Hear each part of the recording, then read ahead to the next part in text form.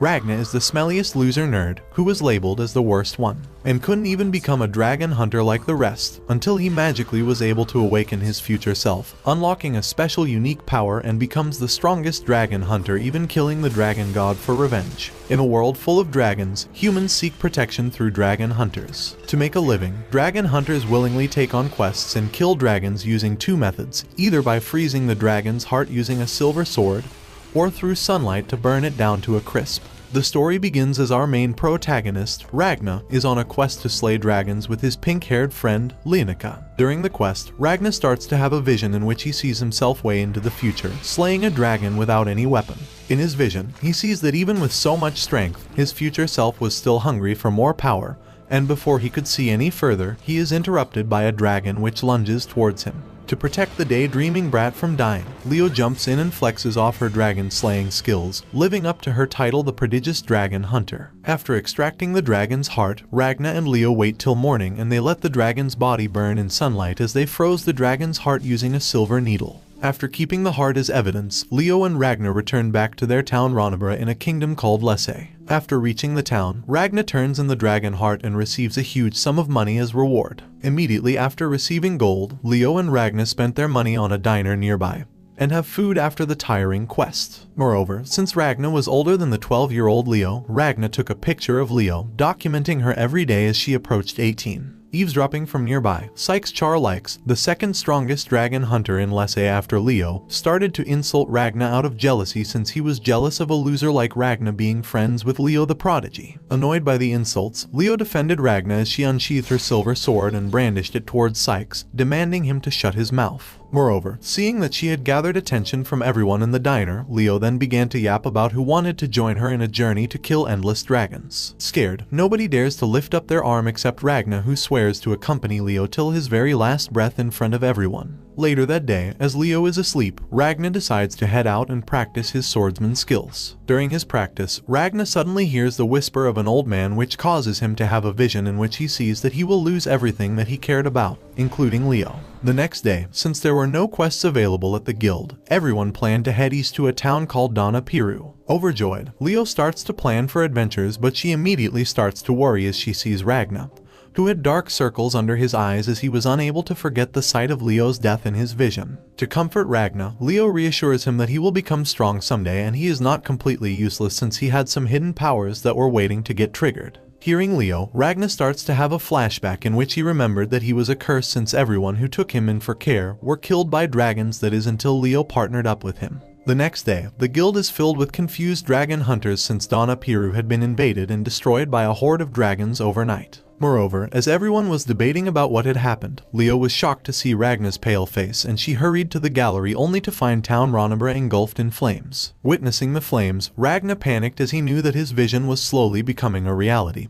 But before he could stop Leo, Leo jumped off of the gallery and hurried to stop the dragons from causing even more casualties. To prevent Leo's death, Ragna hurried to fight off a superior dragon which had a human-like figure, but with insanely strong powers. Finding an opportunity when Sykes had distracted the superior dragon, Ragna jumped and tried to kill off the dragon from its back, but it completely backfired as he got yeeted into the nether world. Seeing Ragna fly across the sky like a Roblox avatar, Leo jumped in to fight the superior dragon and she tasked Sykes to aid Ragna, who was drowning into the nearby river. As Ragna sank into the depths of the river, Ragna finally started to see his future clearly, in which he saw that after Leo would die, he would go on a never-ending journey to kill all dragons, and he would make new friends and lose them too. As he saw the complete outcome of Leo's death, he suddenly started to see the old man from his previous vision, and he realized that the old man was none other than his future self. To change the horrible fate of Ragna, the future self Ragna lended his powers to present Ragna, granting him immensely strong powers. Meanwhile, before he killed off Leo, the superior dragon revealed that his name was Grimwelt,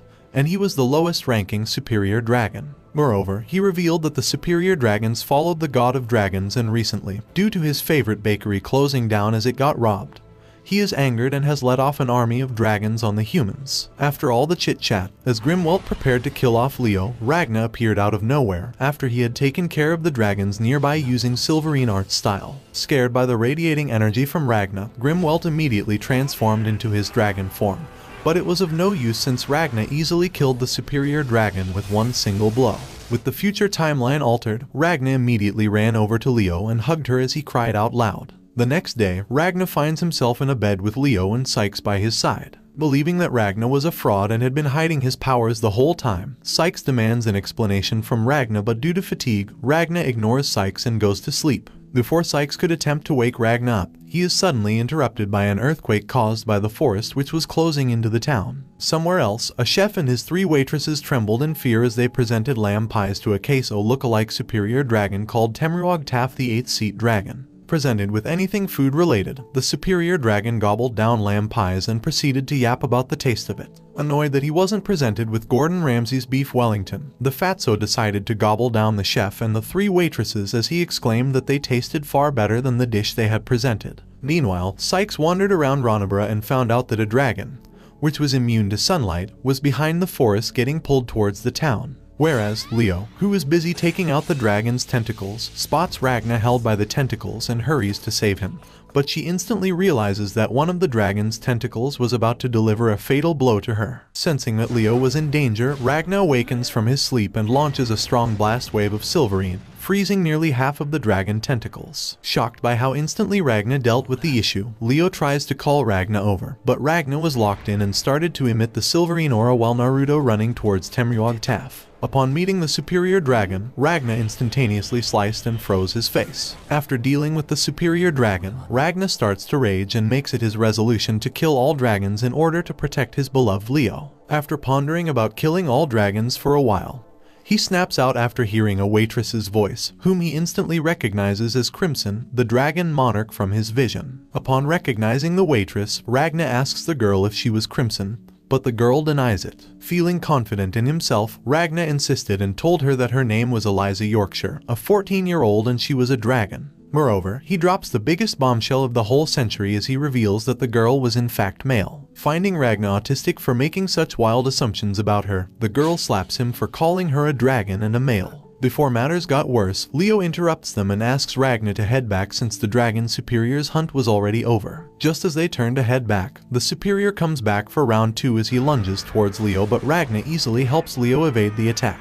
To end the fight, Ragna uses a raw sin gun attack, obliterating the dragon into pieces. After finishing the superior dragon, he then tells Leo that she has to leave with the townspeople as Ronabra is now a complete battlefield. Refusing to leave Ragna's side, Leo lashes out at Ragna and swings her sword at him, which he parries it with his finger, putting Leo to sleep. After a while, Leo wakes up only to find herself being carried by Syke away from Ronabra along with many other residents. Back to Ragna, Ragna insists Crimson to come and fight dragons with him, which she obviously shows reluctance to. To gain her support, Ragna then yaps about how he is good at household tasks, and how he helps and can become a servant for Crimson before fainting due to fever. During his unconsciousness, Ragna once again starts having a vision of how his future self had met up with Crimson. After a long time being unconscious, Ragna wakes up and tries to explain his vision to Crimson, which takes place 20 years into the future. Just as Ragna was explaining his vision, they both spot a group of dragons flying towards the townspeople and they both rush to fight it. After catching up with the dragons, Ragna uses one of his silverine art attack as he pierces a dragon with a sword and freezes it. After finally realizing Ragna's true powers, Crimson finally admits that she really is a dragon monarch as she vomits her slime and transforms into her true form. After finishing her transformation, she finishes off all the remaining dragons with a second. After dealing with the dragons, Crimson hands a poison to Ragna and tells him that she is willing to work with him only if he will drink the poison. Adding on, she reveals that the poison will only work if he feels any malice towards Crimson. Without any hesitation, Ragna drinks the poison instantly, which surprises Crimson, and he asks why Ragna wants to kill all dragons. Hearing Crimson's question, Ragna reveals that he wants to protect what his future self couldn't, and for that very reason he wanted to form an alliance with her. Meanwhile, a group of people are seen fleeing away from a dragon who turned out to be the 3rd-seat superior dragon, Desus Trois. Basically, Desus had embodied the wind and had the ability to create rapid tornadoes. Using this unique ability of his, Desus trapped a bunch of women inside his tornado and sliced off their bodies piece by piece, using the wind as his blade. Whilst he was slicing off women in his tornado, luckily some of the residents of the town nearby escaped Desus's grasp, and ran off. As they were making a run for it, they get interrupted by the sudden appearance of regular dragons, which they try their best to fight off. However, the dragons were able to outstrength the humans, but before matters got worse, Ragna and Crimson came to their rescue. Making his appearance, Ragna easily finishes off all the small fry dragons, and they both talk to the townspeople, asking them about their safety. Upon meeting with the townspeople, Crimson decides to fake a conversation telling the townspeople that Ragna was the great dragon reaper, and Crimson himself was a mage. Adding on, Crimson revealed that he can use magic in this world, and this magic is only used by some dragons and a handful of humans. Moreover, to flex on the townspeople, Crimson revealed the slime used by him, which appears in its human form and could talk. Seeing the magic slime alive, the townspeople exclaimed magic is amazing and pure fascination. Seeing magic for the first time with their very own eyes, the leader of the townspeople, Michael, approached Ragna and Crimson to ask for their help with the third seat Desus Troyes, who had made his way to the land of Tortier. Upon hearing about the Desus Troyes, Ragna prepares to leave to fight it, but he suddenly falls headfirst due to muscle fatigue. Seeing Ragna unable to move, Crimson initially refuses to help, but seeing that the townspeople were willing to give up their weapons just to get this dragon killed, Crimson decides to lend a hand. After a while, Crimson hands a silver sword to Michael and prepares them for battle at Tortier, as she uses a key to unlock a room filled with modern-day weapons. Seeing the arsenal of weapons in front of them, the town folks are surprised to see the variety of weapons. Moreover, Crimson also elaborates on how the bullet laced with Ragna's silverine will be used to take down dragons. Later that day, Ragna also reveals her curse to Ragna by shooting herself and resurrecting. After shooting herself in the head, she fed her carcass to her slime as a reward for giving intel on the Superior Three's position. Sometime later, the townspeople test out their newly acquired weapons at a gun range. After a lot of practicing, finally at dawn, the time finally comes when the townspeople are assembled and make their way to Desus Troyes in a van. As they approach Desus, Crimson announces their arrival on a megaphone and roasts the third seat dragon by calling him a beta male. Hearing someone insult his ass, Desus goes on a yapathon on how he isn't lonely and how he earned his spot as the third seat Superior Dragon. Witnessing the Superior Dragon, the townspeople start to feel afraid due to the sheer size of the tornado, but they remain motivated, remembering their restless training in the past 2 days. After taunting Desus, Crimson sped up as the dragon angrily drifted towards them. Moreover, thanks to Crimson's silverine-laced ammo, the wind started to freeze, which slowed the tornado. However, this angered the dragon, but the townspeople kept it together and kept on firing at Desus, as Desus kept on insulting the dragon hunters while being shot at. After a while, he is hit by silverine battle arts done by Ragna, which knocks him out of the tornado, as he couldn't believe that he was finally being defeated. To end the battle, the townspeople finish him off with a silverine sword and few bullets along with the help of the sunlight. After defeating Desus, the townspeople are sent on their way with resources, and Ragna begins to understand how strong and sharp Crimson's planning to lure Desus to the sunlight was. Meanwhile, Crimson pulls out a radio and plays a broadcast by the Defense Ministry of Lesay Kingdom, ordering all citizens to evacuate to the royal capital, which seemed like a setup to both Crimson and Ragna. 5 days prior to current events, the king of Lesay, Femad Lesay, was visited by the first seat monarch dragon, Ultimatea, as she breached the barrier and froze time to relay God's message about the fate of the kingdom. Upon meeting up with the king, Ultimatea revealed that she was going to finish off the kingdom and told that the death of mankind in the kingdom was inevitable because God had said so. Seeing that there was no room left for negotiation, King Femad used the solar safeguard system to try and kill Ultimatea, but he fails miserably as the attack was deflected by a superior dragon, and Ultimatea is protected by the first seat superior dragon called Nebulum, and the 7th seat superior dragon, Borgias. After a while, she resurrected the king by reversing time and finally says that God wants the end of this kingdom,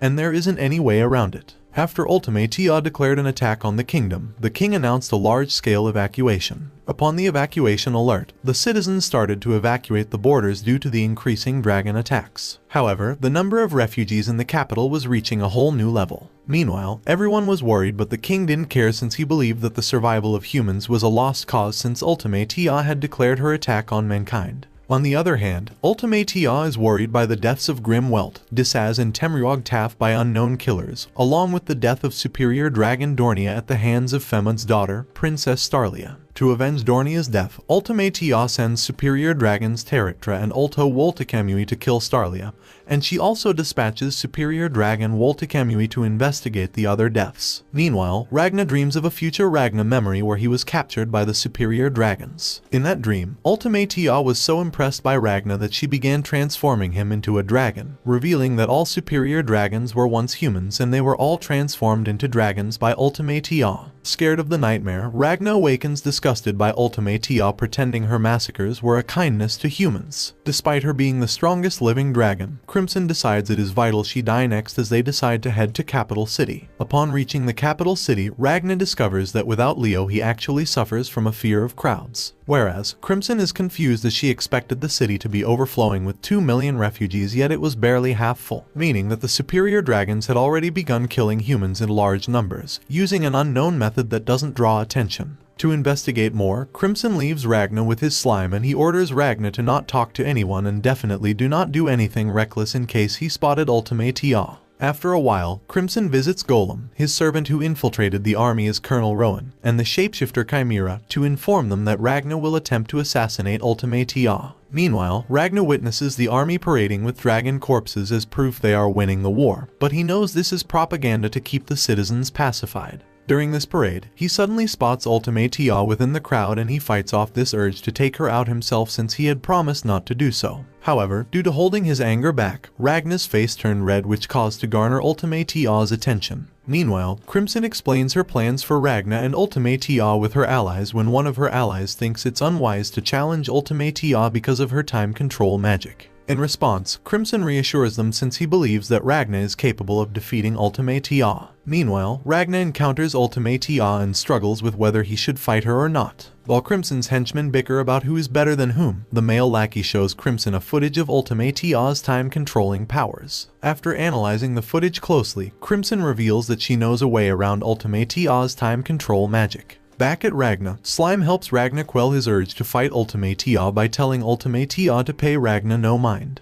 Moreover, the boy accompanying Ultimatea tells Ragna and Slime that she's helping him find his parents, baffling Ragna as he couldn't believe a superior dragon is helping a human. Suddenly, the superior dragon Nebulum arrives and gives Ragna a mean-spirited look. Meanwhile, one of the Crimson's henchmen realizes Ultimatea cannot pause and rewind time simultaneously, earning her praise from Crimson. With this, Crimson believes Ragna can exploit this weakness to kill Ultimatea in a one-on-one confrontation. After making this discovery, Crimson asks her henchmen to assist Ragna by fending off Ultimatea's buddies Nebulum and Borgias. Meanwhile, after contemplating his decision to let Ultimatea be, Ragna asks Slime to contact Crimson and tell them that he encountered her in town. Back to Crimson, Crimson ponders over his henchman's ill will toward Ragna as he feels Ragna is under the palm of his hands. However, when Slime informs him through the device of Ragna's betrayal, Crimson is shocked. Meanwhile, Ultimatea and Nebulum help the boy find his family and she thanks Nebulum for his help. Spectating from afar, Ragna hears Ultimatea tell Nebulum that the boy's family will perish soon, confirming Ragna's belief that all superior dragons are menaces. Enraged, Ragna confronts the two and murders Nebulum before Ultimatea's eyes. Now with Ultimatea alone, he reveals his intentions to kill her too and the two engage in a fight.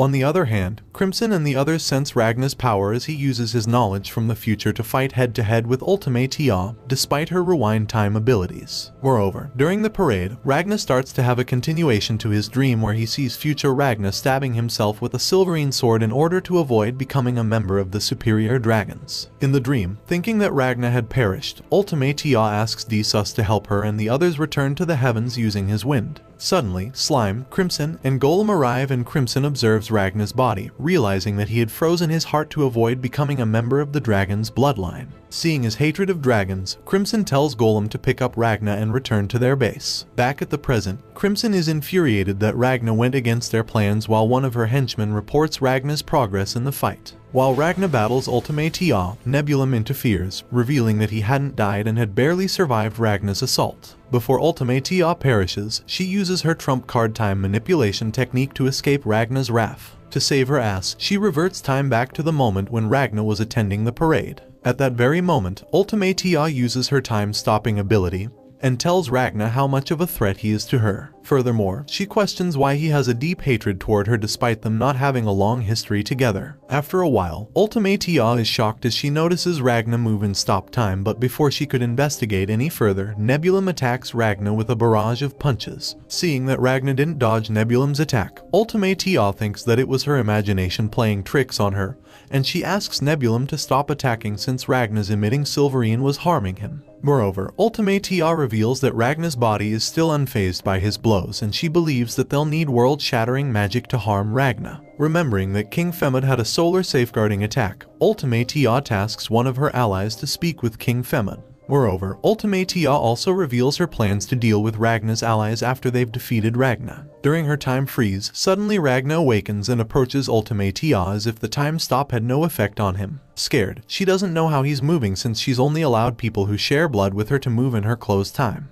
To protect Ultimatea, Nebulum uses his strongest barrier, but it has no effect since Ragna easily breaks the barrier with his head. Before Ragna ends the both of them, Ragna falls to the ground due to using too much of his future powers as he starts to bleed out from his eyes and nose. To kill Ragna as soon as they could, the superior dragons force King Femid to use the solar light beam to dispose off Ragna. However, the beam doesn't work as Crimson and their ally appear by Ragna's side. Upon reaching the battlefield, Crimson looks at Ragna with disappointment for disobeying their orders. Seeing that more allies had stepped up into the battlefield, Borgias pleads with Ultimatea to use her time-stopping ability, but since she had been scarred by the sight of Ragna breaking the rules of her time freeze, she starts tweaking. Seeing that Ultimatea was trembling, Crimson realizes that he must double down and break Ultimatea's morale, and for that very reason, Crimson detonates several bombs across the Lesse Kingdom. By doing so, Crimson exposes Ultimatea's false sense of security to the kingdom's people and tries to bank on Ultimatea using her remaining power to rewind time to fix it.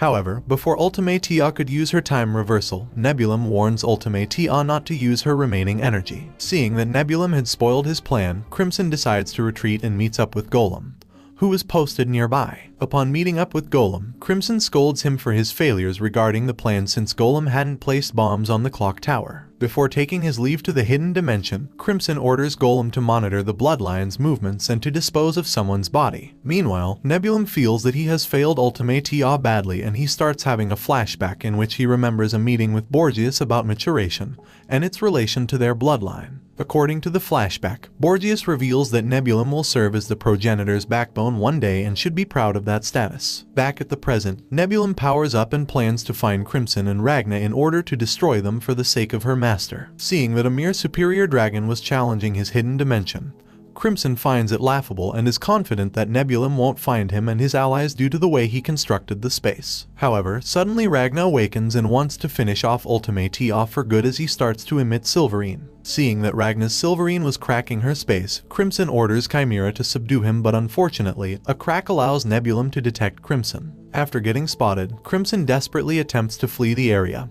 and he orders Golem to shoot at Nebulum, leading to a skirmish between all factions. Somewhere else, Princess Starlia Lesse is informed that people entered through her underground teleportation circle. Apparently, Crimson and Ragna managed to escape but ended up in this princess's stronghold, and her advisor, Isaac, informs her that Ragna is getting medical treatment while Crimson promises to answer any questions they have for them. Upon meeting with Princess Starlia, Crimson remembers Starlia's fantastic battle prowess and her handicaps involving her lack of arms. Moreover, Crimson loathed Starlia because it was difficult to deceive her about matters as she had a gifted eye that could sense aura. Furthermore, Crimson contemplates what to do and believes it'd be best to cooperate with Starlia since their goals aligned. However, after taking the time to ponder, Crimson realizes that he can deceive Starlia with his aura manipulation, and he reveals his dragon eye to Starlia. During the interrogation of Crimson, Starlia has a flashback in which she had a meeting with Lieutenant General Pereiro. Apparently, Starlia killed Pereiro because he was plotting a coup d'etat with a neighboring country. Moreover, she knew he was plotting against their people thanks to her aura sensing abilities. In the present, Crimson executes a strategy that'll allow him to fool Starlia and avoid her ability. Despite offering a convincing tale, Starlia reads through Crimson's lies and truths. To reveal how she caught Crimson's lies, Starlia explains her abilities in greater detail to Crimson and reveals that while Crimson's aura's color turned into blue, she was telling the truth, and while it turned red, she was lying. However, since Crimson's aura's color was blue, Starlia senses something fishy deriving from him as she tells Crimson that she senses a pitch-black mass of death emanating from him. After getting negative vibes from Crimson, Starlia orders her men to unsheath their swords. Since Crimson was immortal, Crimson accepts his fate, but Ragna steps in to save him. Seeing Ragna the Rhizosaurus Rex, Starlia starts to lose her composure as she had now found her husband Doe. In reality, Starlia saw Ragna as a walking sword with arms and legs, and apparently she had a thing for walking swords. While at a total loss for words, Starlia has a flashback involving her tutor Nazarena. Apparently, Nazarena informed Starlia that she's not grounded anymore and must return to the castle. Due to Starlia dedicating time to her wordsmith activities, Nazarena said that her marriage engagement had been called off. Moreover, Nazarena is worried because she won't reap the rewards for helping Starlia successfully marry someone. Back at the present, while Starlia is infatuated with Ragna, Ragna tells them that he and Crimson are willing to cooperate. To decide Ragna and Crimson's fate, one of Starlia's people locks Crimson and Ragna in a jail cell, as in the meantime they thought about their course of action. With time to spare, Ragna and Crimson use this time to discuss their qualms with each other. After a while, Crimson restores Slime and gives Ragna a breakdown of the situation they're in. Meanwhile, Starlia is still deep in her thoughts, fantasizing a whole fanfic with her husband Doe. Seeing Crimson completely lost in her thoughts, Nazarena jokingly punches Starlia and tells her that she has become incompetent due to falling in love with Ragna. Moreover, Nazarena tells Starlia that it's nice that she has found someone to love and reminds her of her achievements. While it's great she's in love, Nazarena says she should remember to fulfill her leadership duties. Reassuring Nazarena, Starlia promises to live up to her status and she will not fail those who trust her with their lives. Meanwhile, Ultimatea apologizes to her god for her failures, and her god, who happens to be her sister, asks her why she failed to protect her. Ultimatea awakens from the nightmare and she realizes that her powers aren't as grandiose as they used to be. Meanwhile, Starlia holds a meeting where Christopher and Shin report to Starlia about the dragon activity occurring in the area nearby.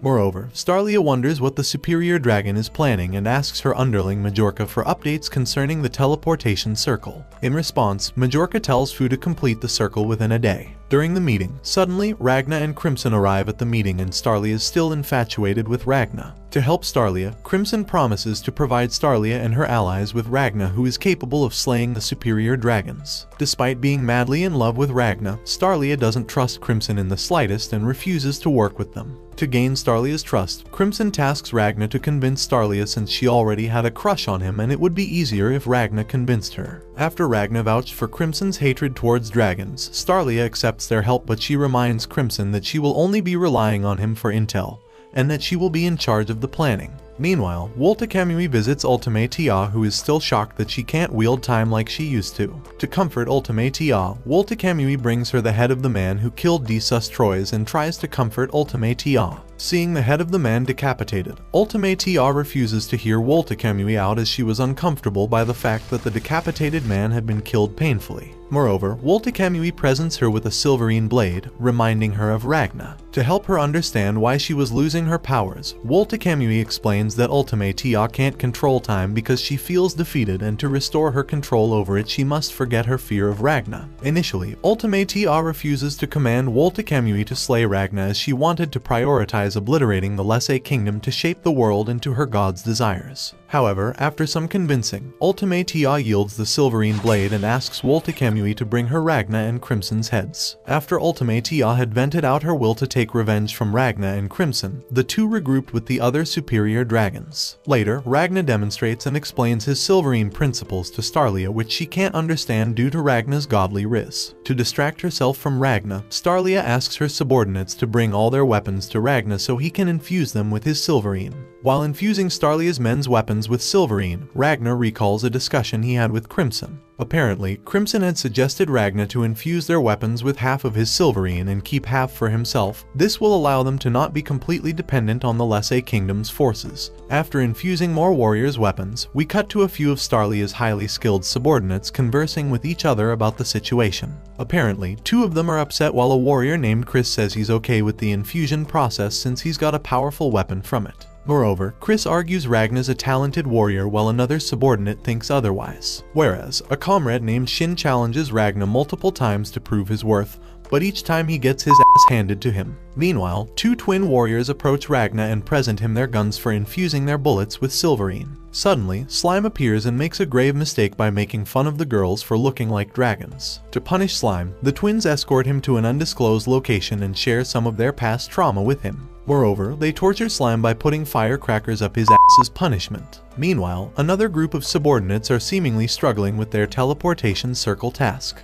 After a while, one of them spots Crimson and asks him why he's here. In response, Crimson acknowledges their struggles with this task and argues he can help them overcome this trial with his input. On the other hand, Ulto and the other superior dragons are discussing what they must achieve with this plan of theirs. To fulfill his promise with Ultima Tia, Woltekamui says that he plans to take care of Ragna and his friends himself and Ulto, and him argue for a bit about it. After a while, Nebulum intervenes and says that Ragna and his pals will come to them on their own and there is no need to worry about it. Seeing Nebulum, Ulto praises Nebulum for his maturity and tells Woltekamui to act more like him. Moreover, Ulto tells Ultima Tia that he can count on her for the country-destroying phase of the plan. However, Ulto doesn't plan on killing the humans mercifully like Ultima Tia wanted. Since Ultima Tia started to break, Ultima Tia says that she's fine with killing humans as long as Ulto can get the job done. To make sure everyone gets their jobs done, Teritra interrupts, telling his comrades to fulfill their duties and not fail like the others they've lost along the way. Meanwhile, Ike asks Starlia if Crimson was telling the truth about him and Ragna defeating several superior dragons. In response, Starlia tells Ike to pay little mind to Crimson since she believes he likes spreading lies within his truthful statements. However, Ike brings up Crimson's claim about superior dragons being humans, and Starlia confirms Crimson's claim by stating several soldiers working for her who have non-human traits. As Starlia confirms Crimson's claim, Ike is perplexed by this revelation,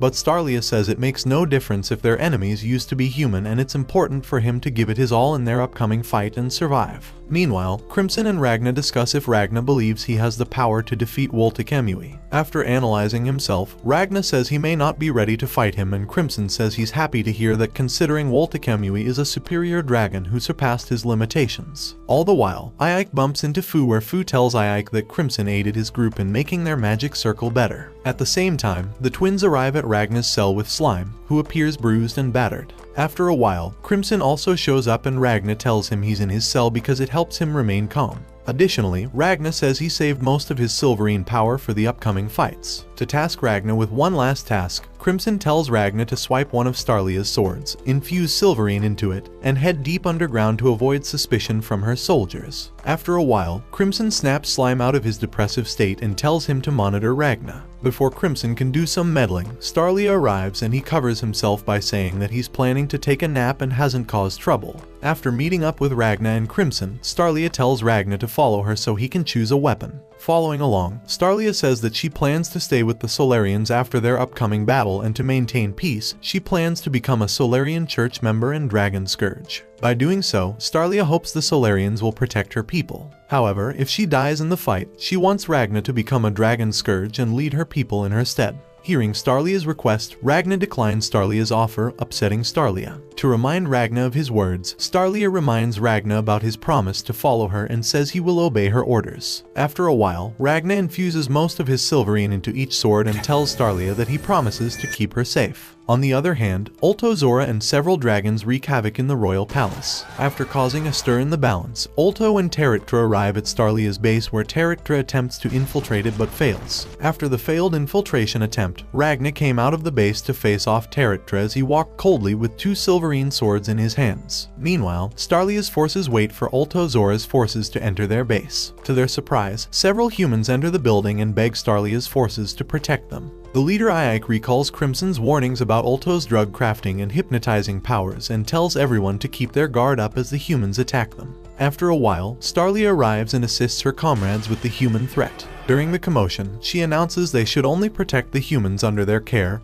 and their fellow soldiers, and she deems everyone else a threat and will kill them herself if need be. Moreover, Starlia entrusts Ike with the base's protection and asks Greya, Hasela, Chris, and Nazarena to accompany her to the forest. Elsewhere, Ulto's thrilled by Starlia's resolve and can't wait to battle her soon, whereas Crimson gives the remembers the superior dragon's talent and how it's measured by the length of their maturation. If it takes them a short amount of time to mature, then they'll become more powerful as a result. During his fight with Ragna, Teritra admits he lacks talent, but he makes up for it with the years of experience he attained when he was a human. During their battle, Ragna notes it's difficult for him to land a decisive blow on Teritra, and so he examines Teritra further and believes that he'll need to use a large amount of Silverine to hurt him. After a while, Ragna plans to channel all his power into his sword and hopes this will do the trick. Meanwhile, Greya, Hesela, and members of the aerial unit patrol the forest from above, and they relay their findings to their comrades and note how they can't detect Ulto's whereabouts. Simultaneously, the twins inform Starlia that many dragons are heading near the base's east entrance and might be anticipating their next move. In response, Starlia says it's fine while Ulto praises her forces for their effort against his human army. After a while, Ulto checks on Terractora because he's mildly concerned about him. Feeling that Ulto was concentrating on him, Terractora tells Ulto not to fret since he believes that he defeated Ragna. However, Ulto questions Terractora further about Ragna to see if he is the Reaper who attacked Ultimate Tia. Believing that Ultimate Tia won't be defeated by such a weakling, Terractora believes Ragna's not the same guy. However, he says the Reaper might be present on the battlefield somewhere. To finish off Ragna, Terractora tries to kill him,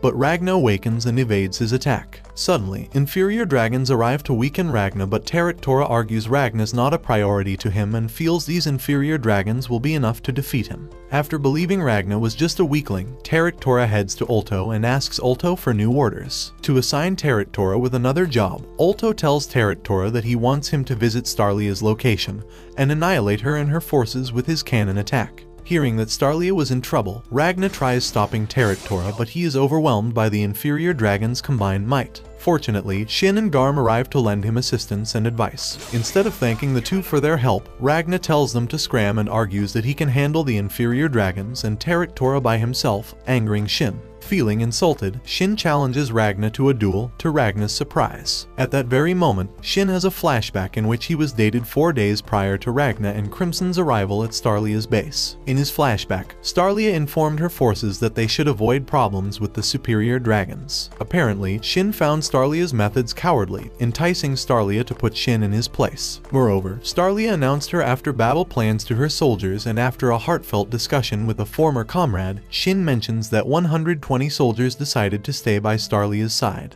Back at the present, Shin gives Ragna a thoughtful speech about his and the others' reasons for fighting.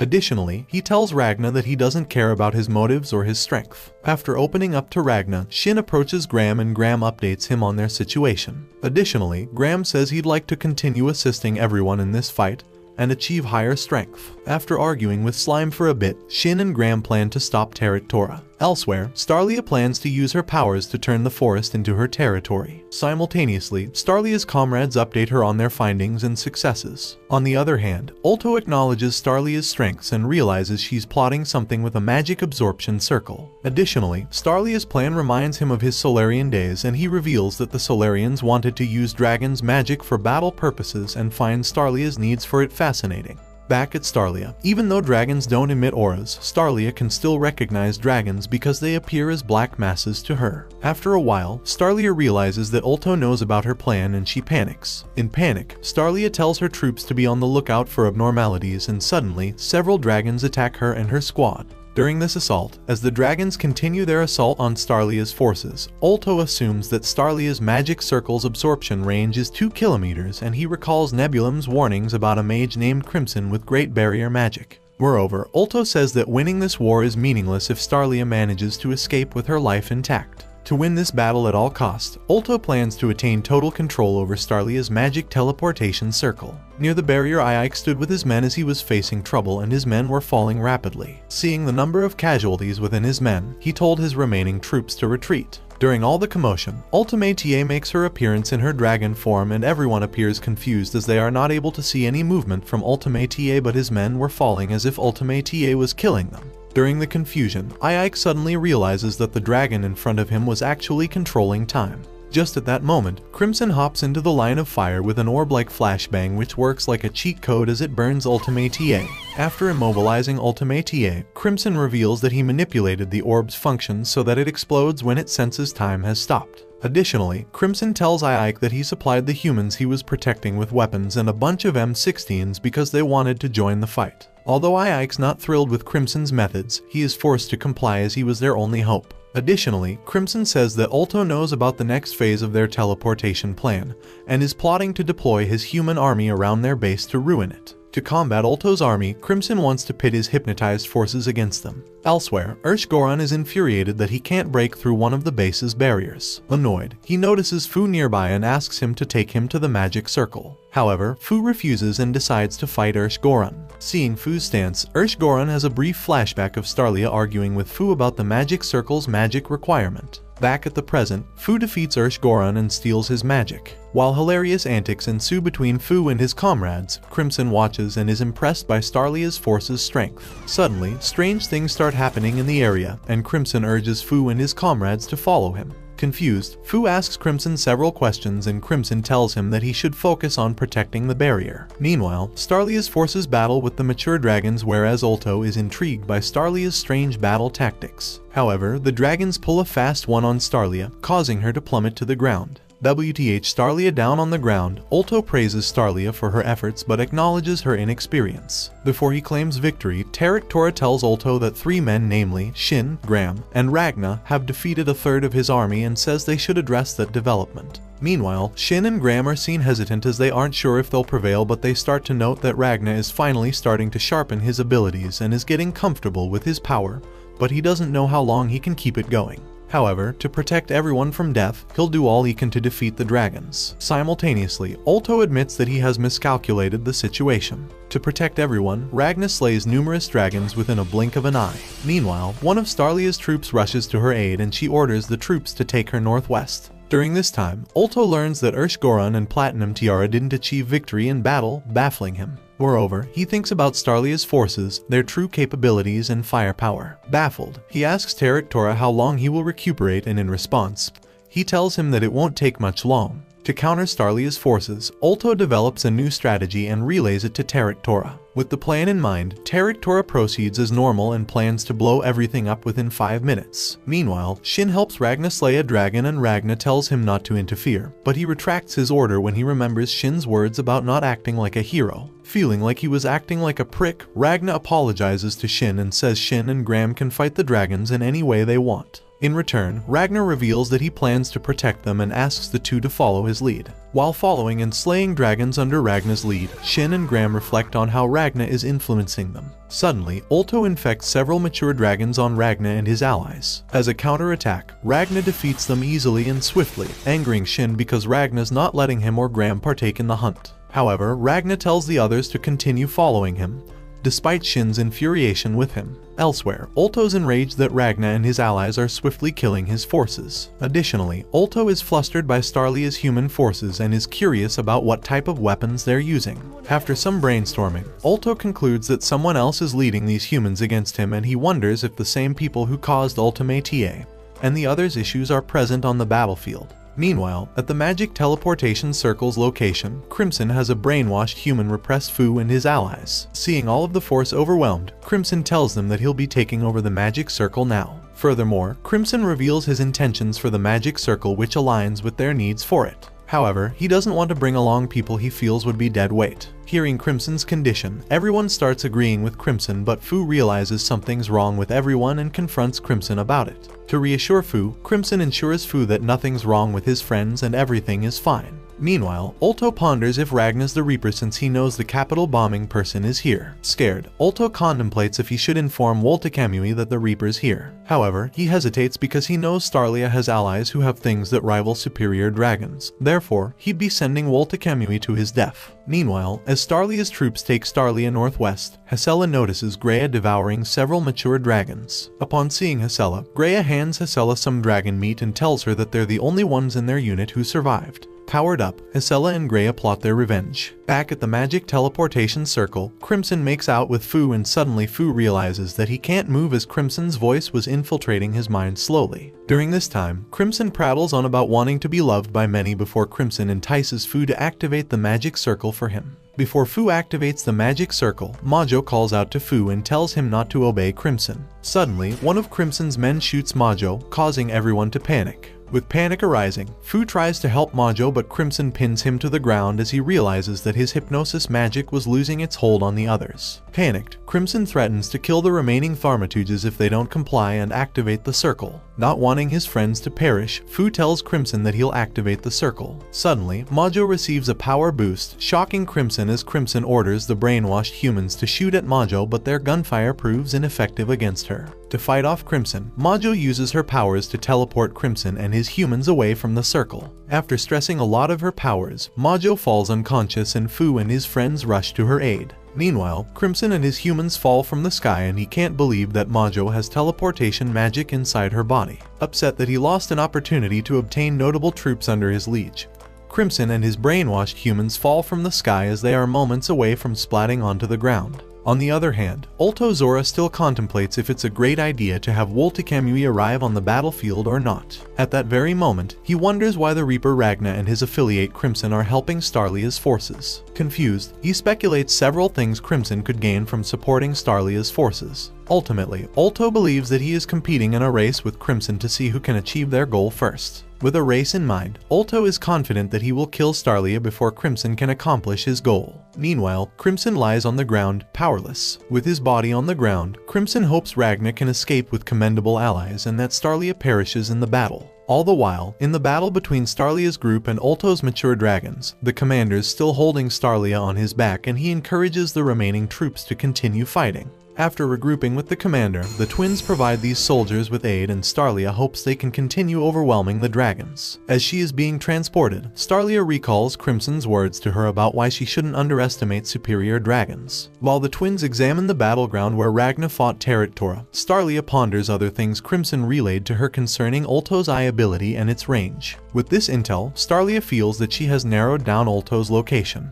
On the other hand, Ulto raises his dragon army's insanity levels with his powers. Although they'll be useless to him in 10 minutes, he feels they'll get the job done in due time. Moreover, Ulto speculates how Starlia will deal with this increase in insanity levels. Meanwhile, Starlia and her forces power up and head for Ulto's location as they plan to hit him with an attack they used to defeat a past superior dragon. After realizing someone was closing onto him, Ulto gets up from his seat and starts spreading a deadly toxin in the air. As Starlia and her troops draw closer to him, Ulto receives an image in his mind of a human female named Lakusha. Suddenly, Nazarena appears behind Ulto and chops off his head and the arm he was using to spread the deadly toxin. However, Ulto remains unfazed by Nazarena's attack, making her question what was happening before her eyes. Confused, Nazarena leaves Ulto alone as she feels she's done her part in this war. With Ulto's location compromised, Starlia and her allies rush to Ulto's location as she is satisfied with Nazarena's attempt since it convinced her to tell the others not to go through with their ultimate attack. Moreover, Starlia senses the real Zora is 100 meters underground and using her powers, she drags Ulto onto the surface and tells Chris that she's counting on him. Meanwhile, Ulto ponders his human life and the time he spent with Lakusha. As Ulto ponders this strange sensation he's feeling, Tora warns him about the forest's elevated magic levels. Additionally, he warns Ulto to not let the dragons enter the forest. Suddenly, the forest dragons arise from the ground and start gobbling humans. Seeing this, Ulto mentions that he can't control them, but realizes that the forest dragons are attacking his enemies, too. After a while, Ulto realizes that Borgias has regained his abilities and was trying to help them in the war. However, Ulto yells at Borgias for interfering in his war with Starlia, but he revokes his statement because he feels he is about to do something stupid. Meanwhile, Ragna, Graham, and Shin continue slaughtering more dragons. Seeing them eliminating the dragons, Tora attacks them with his arm cannon and tells Ulto that he annihilated them with his attack. After using his arm cannon, Tora asks Ulto for an update on Starlia's condition. Using his eye, Ulto spots Starlia lying on the ground but tells Tora a lie about her status. Simultaneously, Ulto doesn't know why he's doing this and tells Tora to keep an eye on Ragna as he uses this opportunity to contemplate his strange behavior. After a while, Ulto approaches Starlia's unconscious body and questions the decisions he's made in the battle so far. Afterwards, he contemplates his human existence with his human subordinates and Lakusha. During this moment, we learn that Woltekamui had actually murdered Lakusha and Ulto, and became one of the superior dragons afterwards. Seeing Starlia, Ulto sees a resemblance between Princess Lakusha and Princess Starlia. Moreover, Ulto states how everything he lost during that time resurfaced through this fight. After a while, he tells Starlia that he adores their battle and praises her and her troops for their effort. In a flashback, Crimson had informed Starlia about Lakusha's leadership skills and Ulto's human past. Ultimately, Crimson tells Starlia to not give up during her fight with Ulto since their resolve will slowly drive him insane. After a while, Ulto asks Starlia to join the Blood of the Wing, but Starlia responds and admits that Ulto bested her in many categories. However, she informs Ulto about one area she beats him in. Suddenly, Starlia unleashes her Forging Arts attack on Ulto, which forces him against a tree. To protect Starlia, several soldiers retrieve Starlia's body and Chris removes the weapon she used to penetrate Ulto's body. After Chris wielded the sword, Starlia activates her Thought Union technique to communicate with her remaining troops, and she requests everyone to send their energy to the silverine weapon Chris was wielding. Using the weapon, Chris throws this weapon at Terractora and Ulto tells Terractora to watch out. Instead of dodging the weapon, Terractora fires his cannon at it, which results in a massive explosion. After the explosion cleared up, thanks to Ulto's aura, Terractora only suffered a minor injury, but in that very instant, Ragna jumped in to grab the weapon Chris had thrown. Meanwhile, Shin awakens in a water-like bubble. Confused, Shin observes Ragna from within the bubble as Ragna grabs Chris's blade and fires his hunting flash attack at Terractora. Spectating from afar, Ulto mourns as Terractora finally dies from the attack. However, before dying, Terractora tells Ulto that he blew himself up to avoid dying instantly from Ragna's attack. Seeing that Terractora still had some energy, Ulto blames himself for giving Terractora false information, but Terractora tells him not to worry about it. Additionally, he says that they should focus on developing a strategy that'll help them prevail in this war with Starlia. Before dying, Terractora starts to have a flashback of the time when he was a human, revealing that he, alongside Ulto, and they both had ties to Princess Lacutia. Simultaneously, Terractora reflects on his long-standing relationship with Ulto, and hopes he can forgive him. Upon Terractora's request, Ulto tells Terractora to use his remaining life force to blow himself and ensure Starlia and the others' death. Before the enormous explosion, Ulto makes his escape, and after ensuring that Ulto had exited his blast radius, Terractora explodes. To prevent the blast from obliterating everything, Ragna tries holding the blast back with his Silverine Freeze. Despite Slime providing Ragna with aid, Ragna realizes that Terractora's explosion is too much for him, and from afar, Starlia wonders if Ragna can prevent the blast from hitting them. After speculating for a while, Starlia realizes that her sword might be holding Ragna back, and starts blaming herself for it. Additionally, she ponders about all the soldiers she lost and those who survived during this war. To help out Ragna in stopping the blast, Starlia uses her abilities to lend Ragna more power, as she wanted to prevent more casualties from dying. After a while, she informs Ragna that she has troops protecting her while she's performing this duty. Although Terractora's strength overpowers them, Starlia and Ragna turn up the heat, and finally they neutralize Terractora's attack. After neutralizing Terractora's blast, Starlia realizes that the current Ragna is strong because of his future counterpart, and she shares her concerns for future Ragna since Ragna had lended a lot of power from his future self. In response, current Ragna thanks Starlia for worrying about future Ragna, whereas Starlia thanks Ragna for his help and pleads with him to abandon Crimson and join her army. Before Ragna could reply, Ragna faints, whereas Chris and the others check up on Starlia, and she's thankful that the war is concluded. After resting some time, Fu's comrades tell him the magic teleportation circle is ready to use, whereas Ragna awakens after a long time knocked out. However, before our humans celebrated their victory against Ulto and Terractora, Woltekamui arrives and murders Starlia and her forces. Afterwards, Woltekamui turns his attention to Ragna and prepares to throw hands. While Ragna and Woltekamui clash, we receive a flashback with Ragna and Crimson, where Crimson informs Ragna about Woltekamui's powerful Six Claws and Twin Fangs demon sword. Additionally, he informs Ragna about the Clawed bloodline, who are tied together through swords and combat arts. Adding on, he states an outlaw murdered one of them in the past and stole one of the demonic swords. Adding on, he reveals that Woltekamui was an outlaw and that he murdered someone in his human past and stole one of the demonic swords. Moreover, Crimson warns Ragna that he shouldn't get involved with Woltekamui and only fight him once Ultimate TA dies. Despite Crimson's warnings, Ragna says nah, I'd win,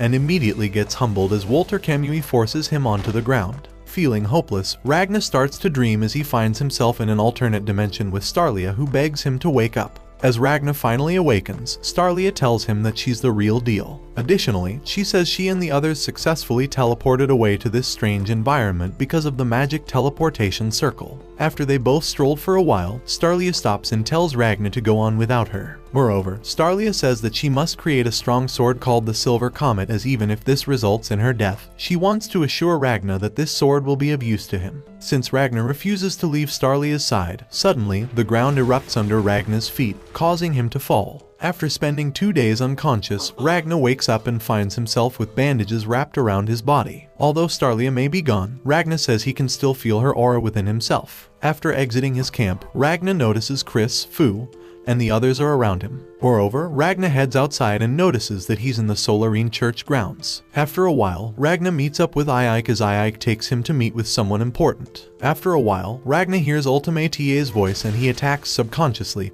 but the women's look-alike appear as they start to introduce themselves as the Dragon Scourge of the Solarian Church. After reviving the Dragon Scourge leader, Karula, Ragna had killed, she forgives Ragna since they all knew Ragna's hate for Ultimate was immense. After seeing that they had time reversal abilities, Ragna asks her if she can use her time powers to save Starlia's life. In response, she reveals that she can, but she is against it because it uses too much energy and she feels saving Starlia is a waste of time. Hearing her response, Ragna says if she kills Ike, he'll kill her and her copies. Instead of resorting to violence, Ragna, Ike and Karula decide to chat on top of one of the area's buildings. During their discussion, Nazarena reveals herself to be a member of the Solarian Church whose purpose was to convert Starlia into a member, and she was to kill Starlia if she refused to join the Solarian Church. However, since Nazarena failed to kill Starlia after her refusal to join the church, Nazarena was awaiting to hear from her higher-ups about her punishment. As soon as Nazarena took her leave, the leader of the Dragon Scourge invites Ragna and asks if he'd like to become a Dragon Scourge. Without any hesitation, Ragna immediately declines, and upon his refusal, Karula blackmails him by saying that she will transport Starlia's army back to Earth. Enraged, Ragna destroys their meeting table and says that she will take in the refugees and in return he will kill Ultimate. After the meeting is over, Ragna departs with Slime and the two enter one of the buildings far away to meet up with Crimson. Upon meeting Crimson, Crimson shows Ragna a key to another dimension while saying that he will heal Ragna. After entering the hidden dimension which Crimson had restored, Crimson says that he wants to focus on building up a proper team centered around Ragna's Silverine capabilities and that they can't make their next move until the globe chamber is restored in 3 years. Hearing that they have to wait for 3 years, Ragna says they should defeat Ultimate now and they shouldn't delay it. However, Crimson remains firm and says they will defeat Ultimate later as he believes that Starlia has already passed away. Believing that Starlia was still alive, Ragna tells Crimson that Starlia is alive and they should hurry despite Crimson thinking otherwise. Despite Golem's warning, Ragna does not back down, and before taking his leave, he thanks Crimson for giving him the key. However, before he could even depart, he succumbed to the poison Crimson had ordered him to drink when they first joined teams. Essentially, Crimson told him if he took this toxin, he couldn't rebel against him.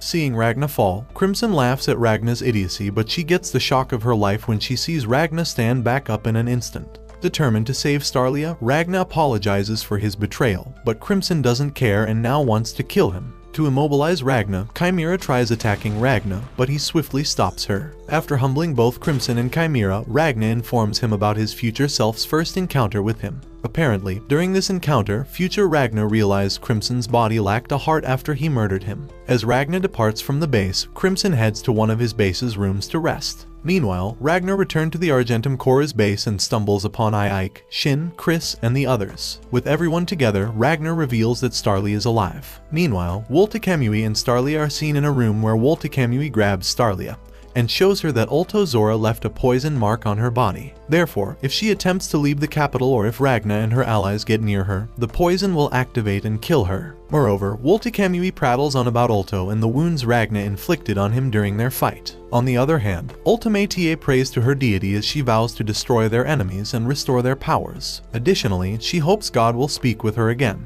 After a while, after Borgwiz completed his metamorphosis, he becomes a being named the Elder and he enters the area, asking Ultimate what she and God were discussing. Then, Elder and Ultimate discuss about Starlia's forces and Ragna and the likelihood of their arrival. After a while, Elder interrogates Nebulum and asks him why he's not responding to his telepathic messages regarding the sun's vanishing debacle. In response, Nebulum confirms he's responsible for the sun's actions because he wants to see if he can create a space that remains in the night. Seeing Nebulum's efforts, Elder praises Nebulum and says he's willing to let Nebulum continue his project and leave Ultimate TA in his care. Back to Starlia. Starlia reveals that she is not afraid to die but promises to forge a sword that'll overcome Woltekamui's claws. Elsewhere, Ike asks Fu for an update regarding the teleportation circle's progress. In response, Fu says it'll take him some time, so in the meantime, Ike visits Carula and asks if she can provide them with magic support. Since Ultimate TA's demise was a common goal, Carula accepts to lend them a hand, but she demands the magic absorption circle's formula and a sample of Ragna, Fu and Majo's blood. Moreover, Carula reveals that if she feels skeptical about Ike and his force's course of action, she will stop them if she feels they have no chance of victory. On the other hand, Snake enters Crimson's room to check on him and finds Crimson still shaken up by Ragna's remarks. Moreover, Snake informs Crimson about Borgias and his ploy to sacrifice his life. Adding on, he reveals that if Borgias pulls this off, then Snake and Crimson will be the final members of the Old Wing bloodline. After hearing Snake, Crimson pulls up a virtual map and upon seeing Nebulum's barrier, he wonders if Ultimate TA is still incapable of controlling time. Realizing the situation might be in their favor, Crimson tells everyone to prepare for battle as he decides to use Ragna and Starlia's army as distraction to kill Ultimate TA. Meanwhile, Nazarena and Ike share their belief that Starlia is in the Palace District along with the Winged Monarch, Ultimate TA. Hearing that the group was focused on Starlia, Carula states that they should focus on killing Ultimate TA first, since if they do defeat her, then the remaining superior dragons will fall. After a while, Ragna shares his desire to Woltekamui head-on. Later, Ike tells everyone that they will initiate their plan in 2 days, and in the meantime, he hopes everyone will prepare. Meanwhile, Graham and Ragna have a quick sparring session. After sparring for a while, both warriors acknowledge each other's strength and growth. Although Ragna is happy with the strength he was gifted, he argues it's difficult for him to feel proud of it since he hadn't worked insanely hard to acquire it. After a while, Graham informs Ragna about one of the maneuvers he saw him perform during their battle with Teraktora and admits that he imitated his tactic and successfully pulled it off. Even though his feat wasn't on par with Ragna's, Graham is still proud of what he achieved, and he asks Ragna to continue leading them down a brighter path by showing them his strength. After a while, as everyone prepared to teleport back to Earth, Fu initiated the magic circle, whereas the Dragon Scourge sacrificed themselves to initiate a time control magic countermeasure-like spell. Apparently, this will enable Ike and the others to act within stop time. However, they only have 3 minutes to do so, according to Carula. As the Dragon Scourge members die one after another, Carula gives them a heartfelt speech before Ragna and the Starlia's forces are teleported back to the capital. Awaiting for the humans to return, Ulto Zora and the Elder confront Starlia's forces, whereas Ragna decides to fight Woltekamui. Meanwhile, Nebulum senses Crimson and his entourage have arrived on the scene. Upon arriving to the battlefield, Crimson realizes that Ultimate TA hasn't stopped time and concludes that it's possible that she can't stop time. Suddenly, Elder transforms into his dragon form as he tells his enemies that he will crush them. Back to Ragna, Ragna confronts Woltekamui and upon seeing Starlia, he rushes over to Starlia's side. Meanwhile, Ulto tells Starlia's army that Starlia will perish soon, regardless if they defeat him. Back to Ragna, Ragna is horrified to see Starlia poisoned throughout her whole body. Although Starlia successfully forged the Silver Comet Sword for Ragna, she tells him it won't assist him in combating Woltekamui's claws since she was a failure till the end.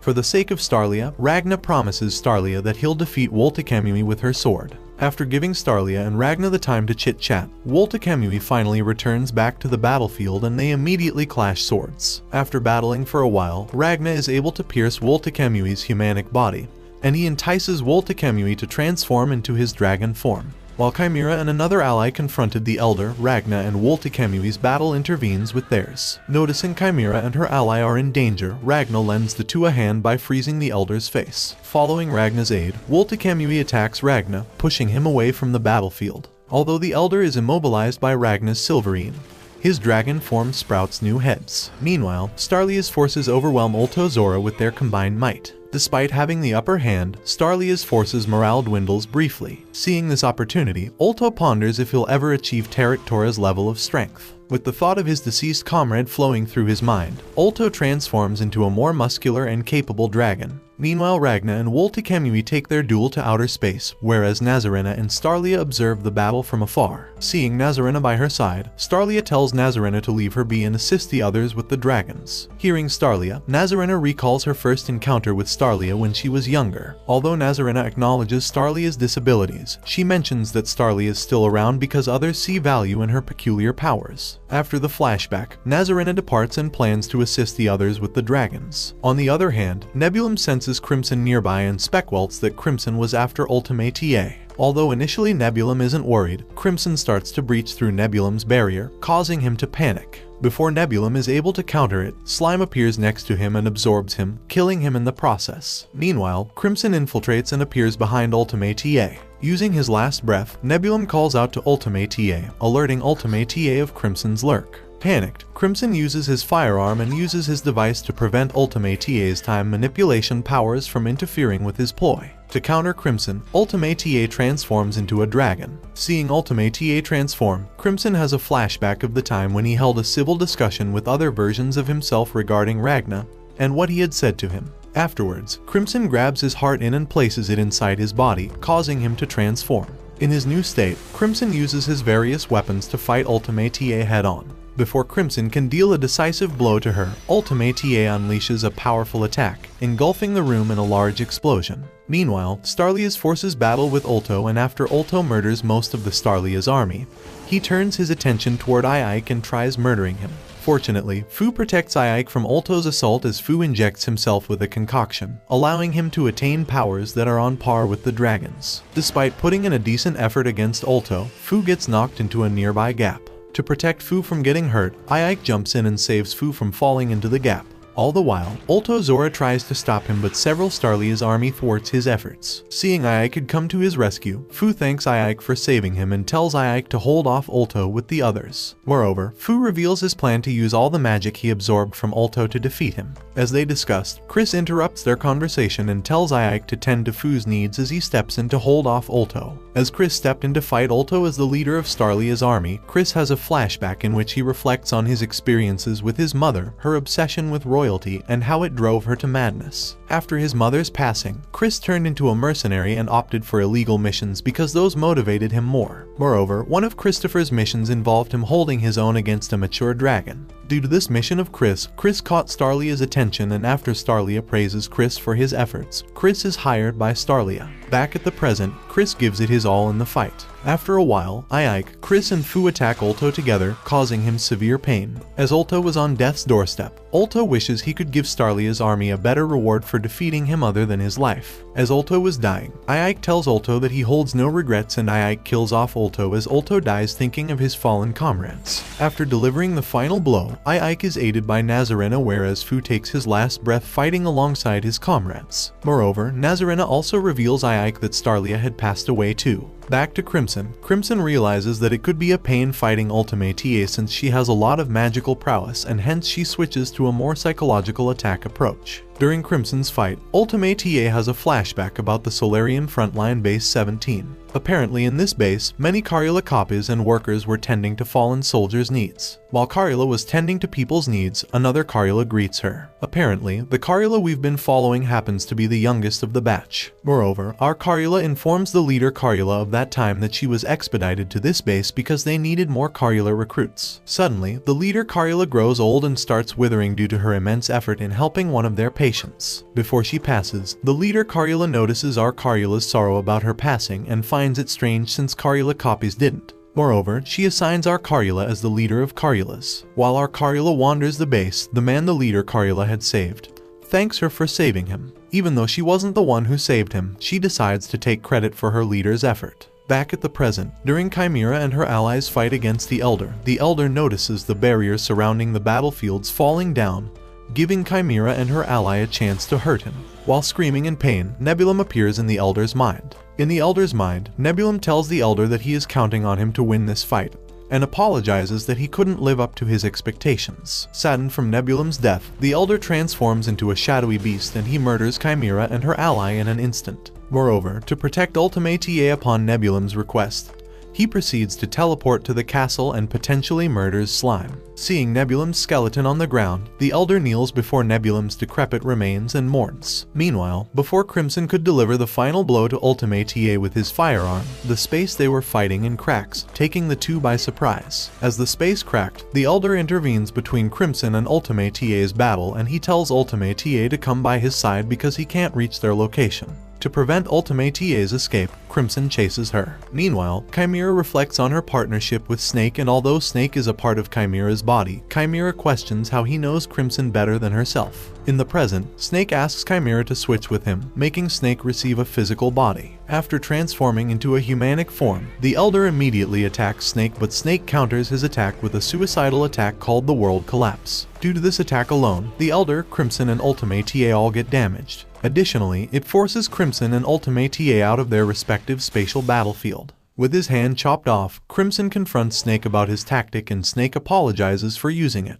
Moreover, the Elder returns to his human form and starts burning up due to the sun. Seeing that after his death only one superior will be alive, he calls out to Wolt Kamui, informing him that he's the only one left who can protect Ultimate. To end the Elder, Ike arrives and delivers the final blow to the Elder. After dealing with the Elder, Ike, along with two of his comrades, head towards Ultimate. Meanwhile, Ragna is still in an ongoing battle with Woltekamui, but after a while, Ragna starts to overwhelm him. Seeing that he was getting beaten, Woltekamui decides to rely on a dormant power to defend himself against Ragna's might. Simultaneously, Ultimate gets up and murders one of Ike's comrades. To end Ultimate, Nazarena stabs Ultimate's head with her sword, causing her to unleash a barrage of energy blasts. Suddenly, Woltekamui unleashes his lighting god battle arts technique, causing everyone on Earth to fall down to the ground due to the immense pressure from it. In desperation, Ultimate looks up at the sky and calls out to Woltekamui. During the battle, Woltekamui has a flashback involving an entity called Gilzia, the Clawed Monarch. Apparently, Woltekamui had tried attacking Gilzia but failed to damage her and instead got himself slashed 8 times. Moreover, seeing Woltekamui's attempts to kill her, Gilzia says that she's arrived because she wants to see what Woltekamui's sword is capable of. However, before leaving, she beheads Woltekamui and tells him that the people who cut her receive the same punishment in return. Since Woltekamui was extremely talented, Gilzia grabbed his severed head, praised him, and told him to fight strong opponents in order to grow stronger than ever before. Back at the present, Woltekamui remembers Gilzia's words and starts to transform into a stronger being to match his strong opponent.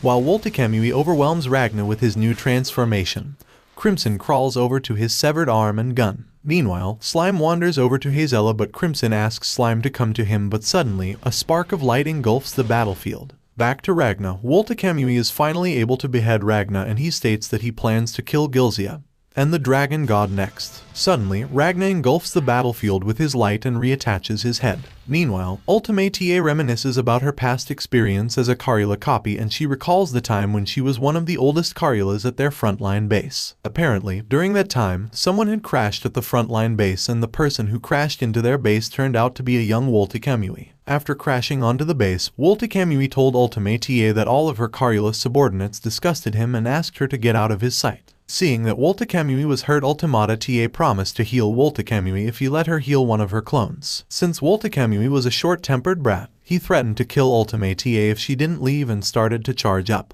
After Ultimate made a run for it, Woltekamui collapsed and Ultimate also slipped down the stairs. Remembering that Woltekamui had called her easily replaceable since her clones will take her place after her death, Ultimate got up and returned to Woltekamui. Seeing Ultimate returning, Woltekamui killed Ultimate, but she reverses time to revive, and she heals Karula clones and Woltekamui's wounds. Seeing that Ultimate was unique from the other clones, ever since then, Woltekamui accompanied Ultimate everywhere she went. Back at the present, Ultimate calls out to Woltekamui once more. Hearing Ultimate's distraught call for help, Woltekamui rushes towards Ragna to kill him and return back to Ultimate as soon as he can. Within a flash, Ragna is pierced by Woltekamui's blade and takes a hellish beating before getting beheaded in the attack. However, Ragna reattaches his head and he hits Woltekamui with a hunting flash. Meanwhile, Ultimate, at the verge of death, calls out to Woltekamui, which fires up all his senses as he attacks head-on towards Ragna. During the battle, Woltekamui keeps on having flashes of Gilzia in front of him. From afar, Gilzia stood saying that Ragna had finally reached a level of strength that is capable of beating her. After a while, Ragna hits Woltekamui with his twin hunting flash, and due to the consecutive nature of this attack, Woltekamui is caught off guard and he dies in the process. Before completely disappearing, he tosses his blade towards Ultimate as he apologizes to her for not being able to repay his debt to her. As Woltekamui disappeared, Ragna fell back to earth and he fell face first to the ground. Seeing that all of her superior dragons had been slain, Ultimate starts to panic as she screams for the time to stop. After a desperate attempt to stop time, the time does stop moving, and due to this, she realizes her powers have finally returned. With her powers back, Ultimate rejoices for a little bit, but before she is able to turn back time once more, one of the twins comes in clutch as she guns down Ultimate using Crimson's pistol, which contains silverine-laced bullets. After killing off Ultimate has a final flashback about the time when she was with young Woltekamui on top of a cliff's edge. Apparently, young Woltekamui had asked Ultimate's Karula about what she wants in return as a way of paying her back, as he was in debt to her. At this time, a pact is formed between them to free Karula from God. Back at the present and near death, Ultimate is seen walking towards Woltekamui's sword with bullets in her chest as she remembers her time in the Silurian church, where she was labeled as product number 19,835. Apparently, she was exceptionally talented even with limited time and experience amongst all the copies. Moreover, one day, all of her clones had gone berserk and the church blames her as someone who doesn't believe in the sun god, and her relationship with Woltekamui is a factor for the church's losses. With Woltekamui imprisoned, they plan on killing him and all the berserk copies of Karula. Just at that moment, the true dragon god makes an appearance, frees Ultimate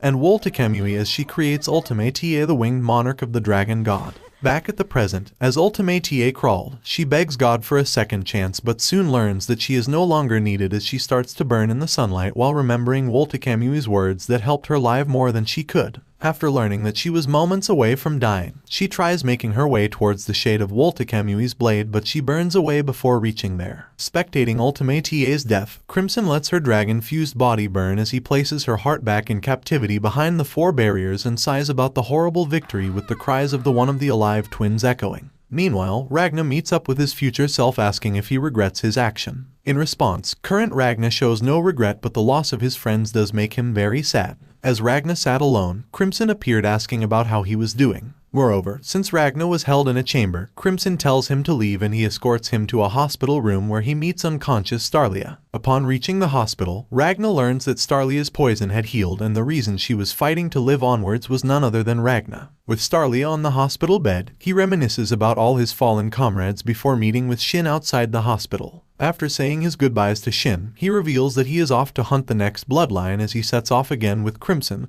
and Slime to a journey to end all dragons. Thanks for watching. If you enjoyed this and want to see more, please make sure to drop a like and subscribe to the channel with notifications turned on so you never miss a future video. And until next time guys, take care.